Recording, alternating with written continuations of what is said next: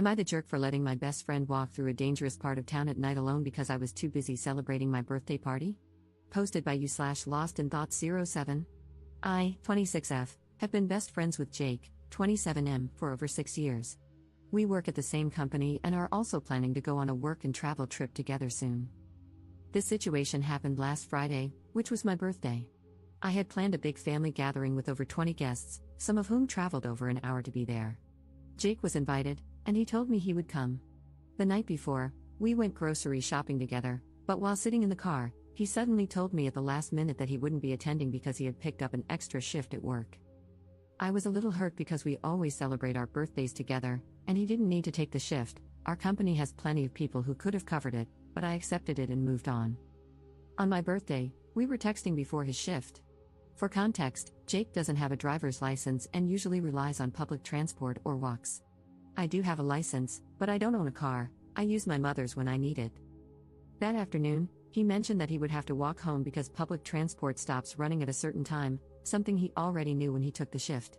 He also told me he was feeling a bit sick and asked if I could pick him up and drive him home. Our boss even told him he could leave 2 hours early to catch the last bus if he needed to, but he chose not to. I told him I couldn't leave my own birthday party just to pick him up and drive him home.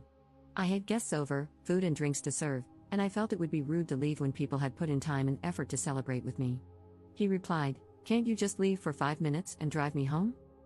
I explained that it wasn't just a 5-minute trip, I would be gone for at least 30 minutes in total. He just said, "Okay." Later, I checked Find My to make sure he got home safely and texted him, apologizing that I couldn't drive him, reminding him that I normally do, but I really couldn't leave my own party. That's when he got angry and told me my behavior was unacceptable and that I was just making excuses. For further context, I do drive him home fairly often, even when I'm not working the same shift as him. But this time, I had a prior commitment, one that he was originally supposed to attend. I reminded him again that our boss had told him he could leave early to catch the bus.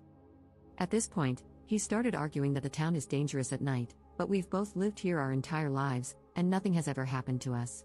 I used to walk at night all the time before I had a license, and another friend of ours, who is also a co-worker, regularly walks home late at night without issue.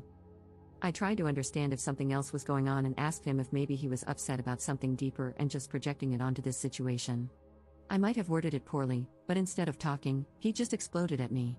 I apologized if I said it the wrong way, but at that point, he wasn't listening to me at all. Meanwhile, he wasn't trying to understand my side either. I told him it was my responsibility to be at my own birthday party and that my guests had made an effort to celebrate with me. I couldn't just disappear for half an hour. He dismissed that and told me I was a bad friend, a bad sister, because I said I wouldn't drive my sister home either if I had prior commitments, and it wasn't an emergency, and that my priorities were all wrong. In the end, he told me he didn't want to see me for a while. I am honestly confused and questioning our friendship after this because of how he reacted. I really tried to understand his side, and I get that he was hurt that I wasn't there for him when he needed me. But at the same time, I couldn't just leave my own party if it wasn't an emergency. Now I don't know if our friendship can bounce back from this or how I'm supposed to rely on him moving forward. If this is how he reacts to something like this, what happens if we end up in a similar situation while traveling? Is he just going to leave me behind if I don't do what he wants? Relevant comments. Commenter. I think if you really look back at your dynamic and who does what for whom, you will find a huge imbalance, with you doing more. Also, the fact that he did not want to go to a party celebrating you and not him, and that he wanted you to leave the party, indicates that he just wants to use you. Ops response. Yeah, there is a bit of an imbalance in the dynamic, but I thought it might be because of our different circumstances. His family isn't as well off as mine. Also, acts of service is my love language, so I tend to do a lot for people I hold dear. I always thought of us as those typical, picture-perfect TV show besties, but his behavior regarding this incident shattered that picture for me. Commenter 2. Even more, it sounds like he didn't like you being the center of attention. Is he usually the one people focus on, with you as the sidekick? Ops response. To be honest, I don't know. I never really paid attention to who was the center of attention in situations where we were in groups. But now that I think about it, we were at a party recently where he separated from me for almost the entire time to go off with another friend we hadn't seen in a long time. I assumed it was because they hadn't seen each other in months, so I didn't really pay attention to it either and just stayed with other friends. Commenter 3. This was kind of what I was thinking. He sounds manipulative. No one is going to leave their birthday party to give someone a ride home. It's incredibly rude to leave a party in your honor, and I'm 99% sure that's common knowledge. Either something else is going on, or he fabricated this whole thing as a test. Ops response. And he told me that he had talked to others about it, and not one of them disagreed with his point of view. That made me a bit insecure, wondering if I'm the jerk here, but I think the comments are debunking that. Thanks you all. I just would love to know what he told those people, or his thought process for that matter, because I would never react this way. The test could be a plausible explanation. He might have felt the need to test me before we go to another country for a year. That's the other thing I need to figure out, because if this is how he reacts to something like this, I can't rely on him. And even if our friendship survives, I can't go to another country with him as my support system. Update 1 day later. First of all, thank you all for the helpful comments. I never expected so many people to relate to this. I'm so sorry for everyone who has gone through something similar. To clarify something I've seen speculated in the comments, there are no romantic feelings involved. He's gay, so there was never any romantic interest between us. After reading a lot of comments and reflecting on everything, I've decided to go no contact, aside from necessary work-related interactions. I've also made the decision to move forward with my work and travel plans alone, because I simply can't trust someone like this to be my emergency contact in another country. I had a long conversation with my parents and showed them the chat. My mom actually broke down crying. She told me she's seen narcissistic behavior and red flags in him for years, but things have gotten worse in the last few months. She said this has been weighing on her, and when she laid everything out for me, I finally saw the bigger picture. Even though it wasn't a romantic relationship, I now realize he was isolating me from other friends and family, always trying to make himself the center of my social life. He even tried to insert himself into most of my other friendships, and looking back, anytime I made progress in life, he would find a way to hold me back or drag me down. My dad told me that some of the recent arguments I've had with my family were actually their way of trying to get me to see what was happening, but I just didn't recognize it until now. He also said he's relieved I won't be traveling overseas with him. My parents reassured me that while this will be hard at first, I'll heal, and cutting ties now will make things easier in the long run. They also pointed out things I had overlooked, like how he tagged along on family holidays without paying but was never particularly grateful to my family for inviting him. I've started talking to one of our mutual friends about what happened. She's currently busy with the Super Bowl, but once she's back, I'll tell her everything as objectively as possible. I don't want to trash talk him or damage his reputation at work, but if coworkers ask, I'll be honest about why I've distanced myself. I genuinely do wish him the best, and I hope he works through his issues and finds happiness. But I'm done. My mom breaking down in tears was the final straw for me. Even though a lot of my social circle overlaps with him, I know I'll eventually sort everything out and move on.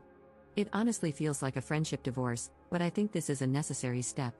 I need to reevaluate who my real friends are and how they treat me, and I might need to cut ties with a few other people along the way.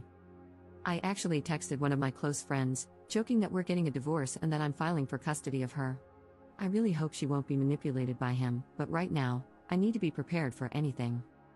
This won't be easy, but I'll cut my losses and move forward, hopefully toward a better future with better friends, ones I can truly trust and who put just as much effort into our friendship as I do. Relevant comments. Commenter. He overreacted the way he did because he had your entire birthday evening planned out. He intentionally took an unnecessary shift, distancing himself from your party and your time with friends. He declined the suggestion of leaving 2 hours early, which would have allowed him to get a ride home, because he was used to you caving to his manipulations and just knew he could convince you to leave your own birthday party for him. He had already contrived a false narrative to keep you away longer, preventing you from being celebrated by anyone other than him. When you stood your ground, thereby maintaining your self-respect, he didn't get his way. This was foreign to him, and he couldn't handle it.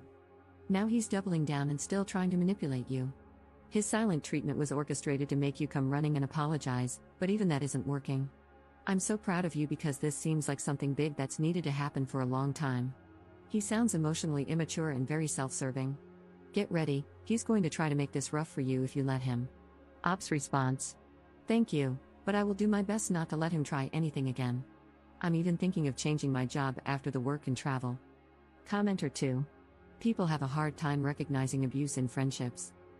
It's similar to how many people don't realize they're in an abusive relationship if there's no physical violence. Many believe that abusive relationships only happen in romantic contexts, not friendships. I've seen multiple posts over the years describing clear single white female situations, yet the op just can't wrap their head around it and doesn't want to accept it.